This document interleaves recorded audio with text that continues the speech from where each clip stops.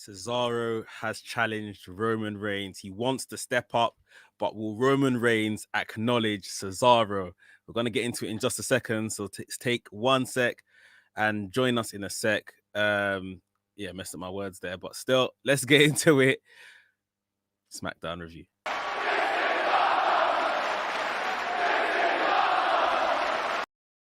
What's up, Maniacs? My name is Mex. I'm a wrestling fan, a wrestling enthusiast, a WrestleManiac, if you will. And today we are talking about SmackDown. First SmackDown after Mania, SmackDown after Mania. I'm not really sure if that's a thing, if people say that, but hey, we got the show, much better show than what Raw was, but no debuts, no surprises, no real anything, that shows us we're coming out of WrestleMania, apart from hella video packages and all of that kind of stuff.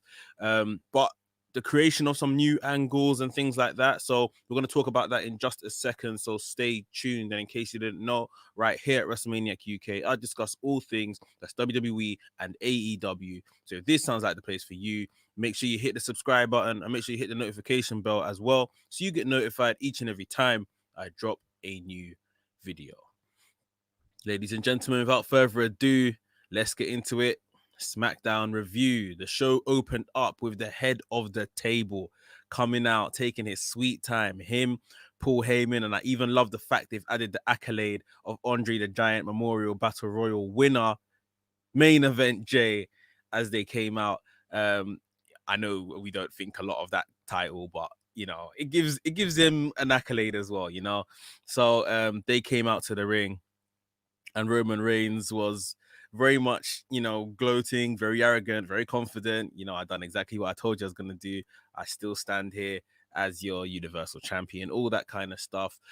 He left Paul Heyman to take to the mic when Paul Heyman fully sold, who he beat and the situation he was up against, saying that, this was basically a handicap match. And Roman Reigns still came out on top. You faced a Hall of Famer in Edge, an 11-time world champion in Edge. He's married to a Hall of Famer as well. As if that means anything, but they were just adding more and more accolades. Daniel Bryan, a 5-time world champion, married to a Hall of Famer as well. He's going to yes his way into the Hall of Fame, yet Roman Reigns still overcame these guys.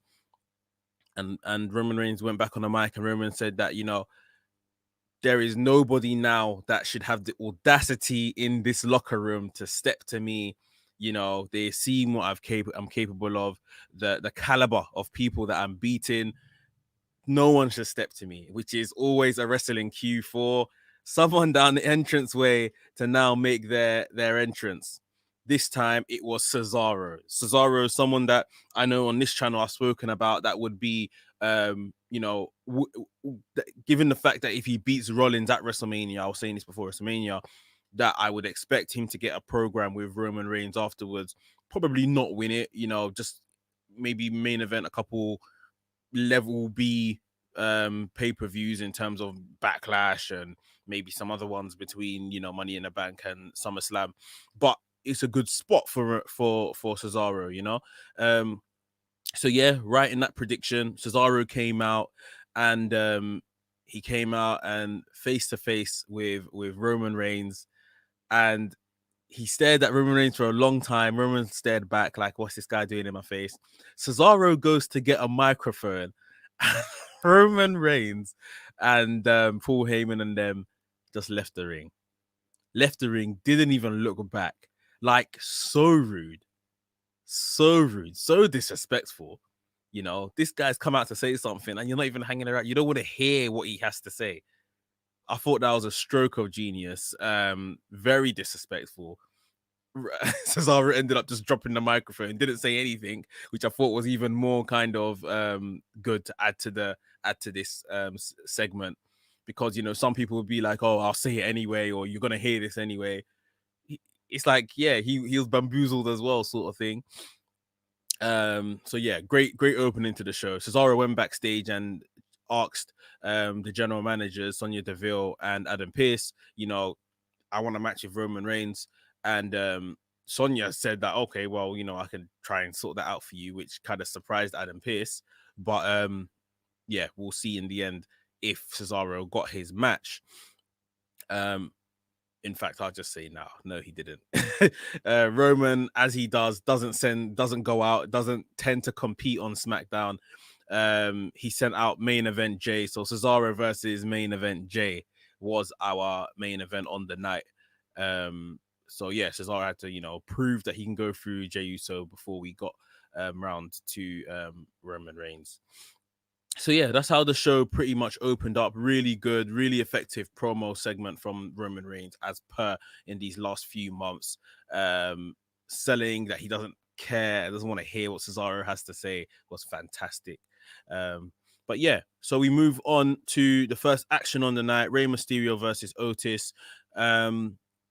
I guess this match is put together to still build these guys towards the tag team titles. Obviously, Dominic Mysterio was at ringside, so was Chad Gable. But it's just like none of these guys are champions. This match was very meh. It wasn't anything special. We saw 619 from Rey Mysterio, and obviously he has struggled against Otis in recent weeks, building towards WrestleMania. I say building towards WrestleMania like they were on the card, but they weren't. But yeah, Otis has overcome Rey Mysterio on a number of occasions. So it was different to see today that Rey Mysterio got the win after rolling up Otis.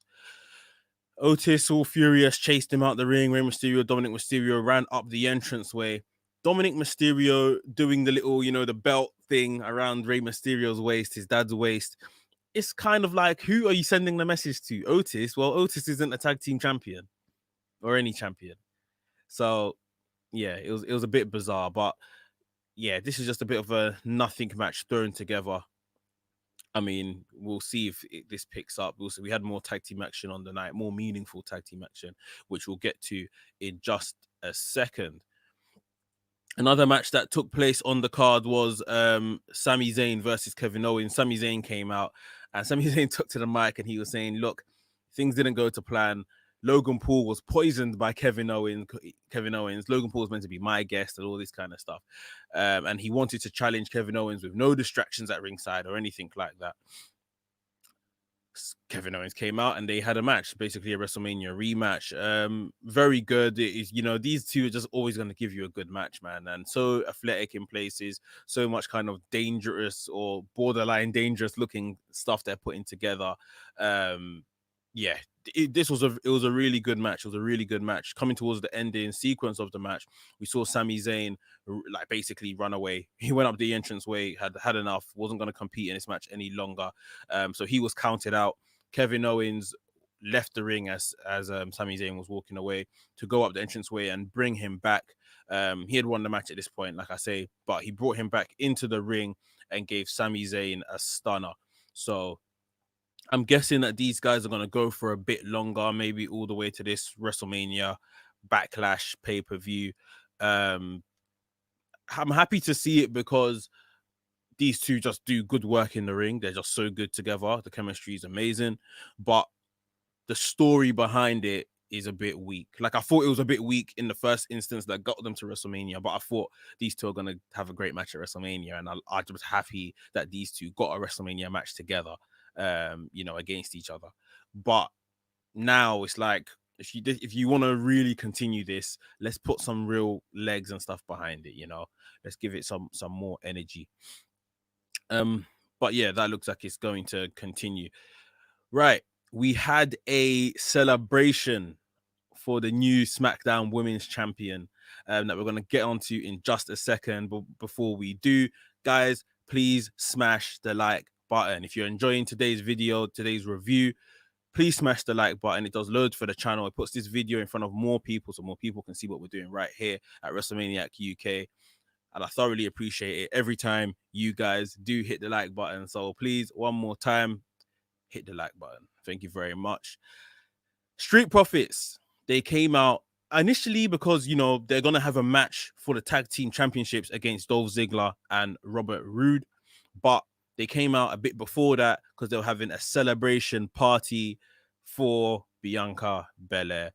Montez Ford obviously had as her husband, he had the honors of saying, you know, she's the roughest, the toughest, the this, the that, and everything, kind of giving her a really grand intro, giving his wife a really grand intro, until she came out. Bianca Belair took to the mic and she said, you know, if someone told me that, you know, in X amount of years' time, I would be SmackDown Women's Champion, I'd probably believe it because I believe in myself. I've got the confidence. I'm the roughest of this, that, the other. She went on to really kind of sell the fact that Sasha Banks did a lot. She was happy to have that moment with Sasha Banks. She's left Sasha Banks with the scar of her hair whip. So Sasha Banks has something to remember her by, which is really cheeky. I want more of that kind of stuff and not so much all the kissing babies kind of stuff, because she did go on quite a bit saying, you know, I did this for all the girls and are watching me and see themselves in me and all of this kind of stuff, which I get because she's a face, but it's hard because I've seen heel Bianca Belair and she is fantastic. And you know, with this day and age in wrestling, we love the bad guys, you know. We love a cocky heel. So that's what I want to see more. And that's why, like I say, I liked the whole thing with saying to Sasha, I left you with a, you know, a bit of a memory in terms of the scar. So I like that. And she also then obviously went on to segue into the tag team championship match, telling Montez Ford, we only do gold in this house, you know. So that was a pretty good line in terms of motivating the Street Profits to come back with the tag team championships. And to be honest, I thought they were going to.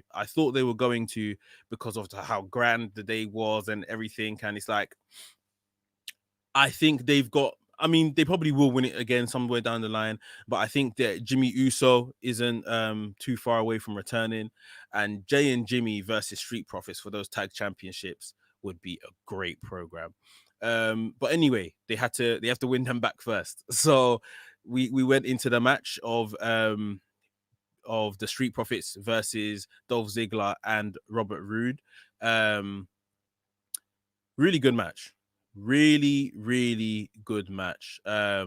This was a match that probably should have been on WrestleMania at least. Very entertaining. Montez Ford, you know, we say it, you know, more or less every week. This guy's a star. He has big potential, man.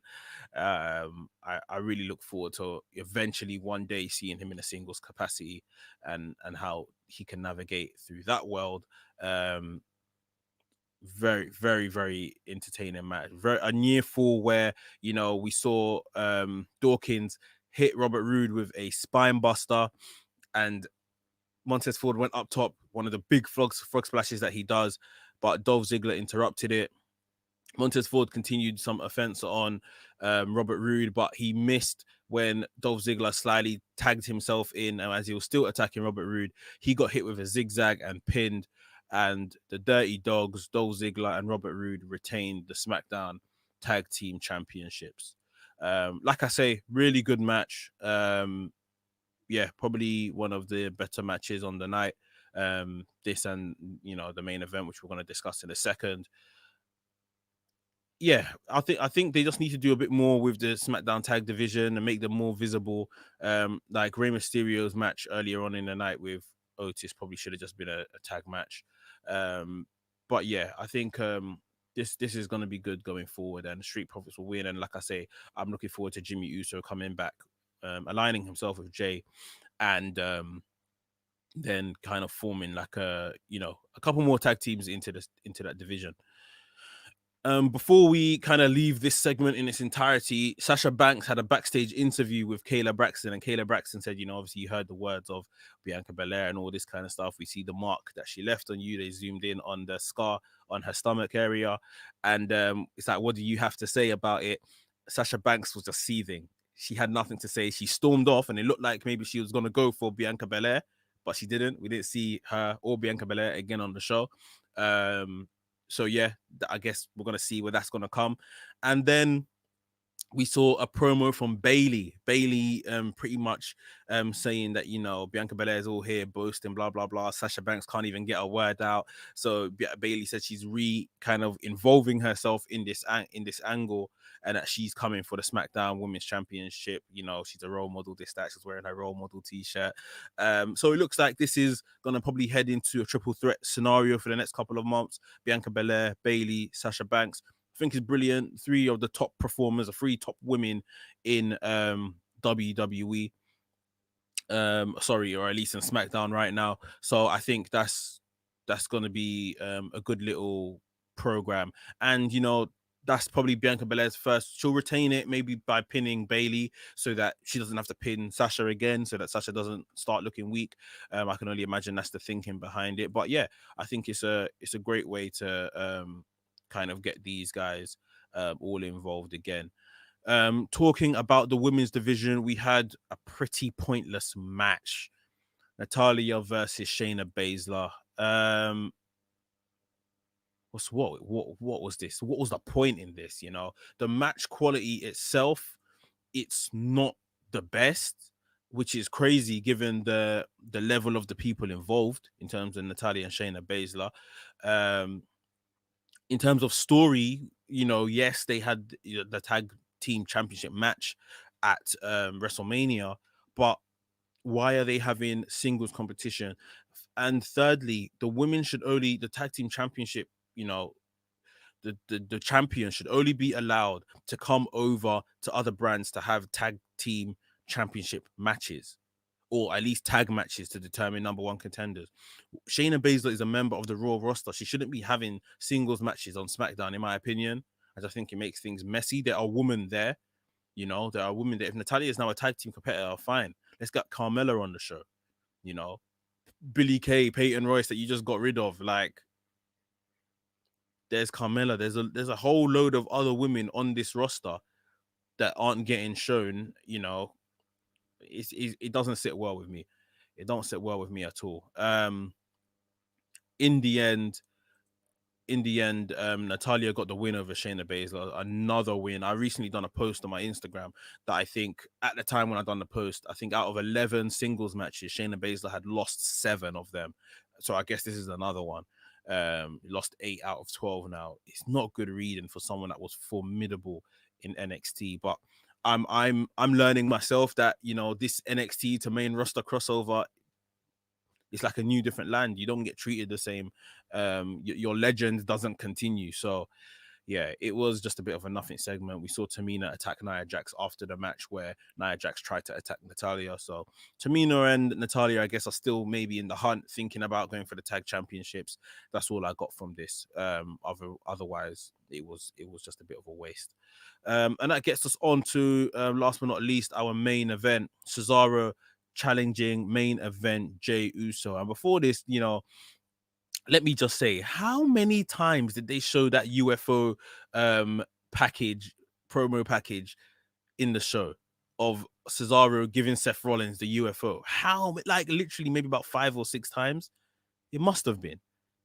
Like, talk about running something into the ground. Like, they could have showed it in his opening segment with Roman Reigns, and then showed it just before this match with Jay Uso. Oh, is he going to do this again? Like, and that would have been enough. That may have been overkill to some, but they literally showed this like 5 or 6 different times in the show.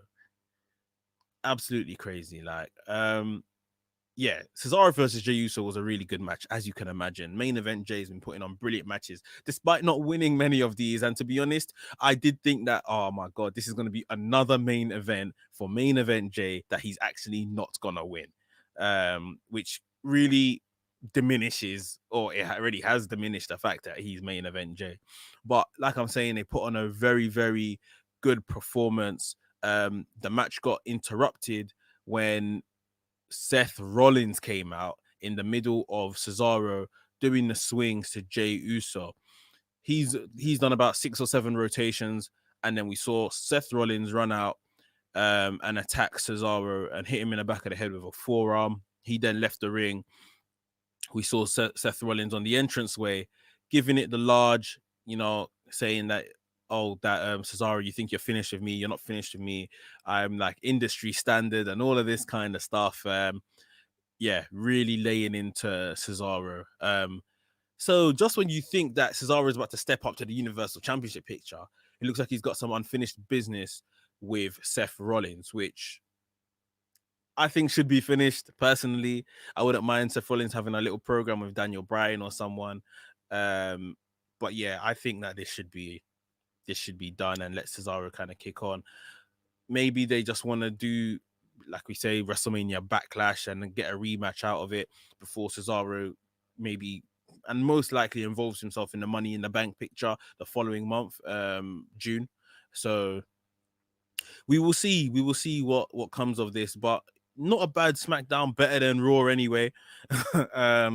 Roman Reigns promo at the beginning of the show and his actions towards Cesaro, it was the highlight for me. That was absolutely brilliant. Great tag team match from the Street Profits and the Dirty Dogs. And yeah, Cesaro, it looks like he's now kind of stepping up into main event territory. So that should be good to see. Guys, let me know down below in the comments what your favorite part of SmackDown was. And what do you think of the possibility of triple threat scenario going forward between Bianca Belair, Bayley, and Sasha Banks? Let me know down below in the comments. If you haven't already, smash the like button. I thoroughly appreciate it every time you guys do. And make sure if you're new to the channel, let me welcome you to the channel first and foremost, and then subscribe to the channel and hit the notification bell so you get notified each and every time I drop a new video. WrestleManiac UK signing out, and I'll see you soon.